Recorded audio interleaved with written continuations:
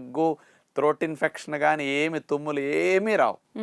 7-8 నెలలు వచ్చిన పిల్లలకు పళ్ళు పెడతారు కదా, సీతాఫలాలు వాళ్ళు నోట్లో పెట్టుకుంటే కరిగిపోతాయి. అలాంటి వారికి బాగా పెట్టండి, చాలా మంచిది ఇమ్యూనిటీకి ఇవి. అయితే డాక్టర్ గారు మీరు మొదట చెప్పారు ఈ పండులో క్యాలరీస్ అనేవి చాలా ఎక్కువ ఉంటాయి అని. అవునమ్మా. మరి సాధారణంగా షుగర్ వ్యాధితో బాధపడే వాళ్ళు కానీ లేదంటే అధిక బరువు ఉన్న వాళ్ళు కానీ క్యాలరీస్ ఎక్కువ ఉన్న ఫుడ్ని అవాయిడ్ చేయమని చెప్తూ ఉంటాం మనం. అవునమ్మా. మరి వాళ్ళు తినొచ్చు అంటారా? సన్నగా అయిన తర్వాత సీతాఫలాలు తింటామంటే మళ్ళీ అప్పుడు మన కోసం కాయవు కదమ్మా.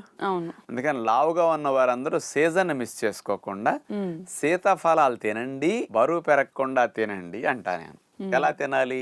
సాయంకాలం మీరు పుల్కాలో చపాతీలో లేకపోతే అన్నమో తింటారు, అవి కట్ చేయండి. ఓకే.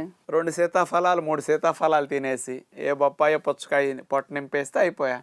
అంటే ఇంకొకటి తగ్గించాలి, ఇది తినాలి. షుగర్ వ్యాధి ఉన్న వారు కూడా 3-4 తినకూడదు, కానీ ఒక సీతాఫలం రోజు తీసుకున్నా పెరగదు. వీళ్ళు ఎలా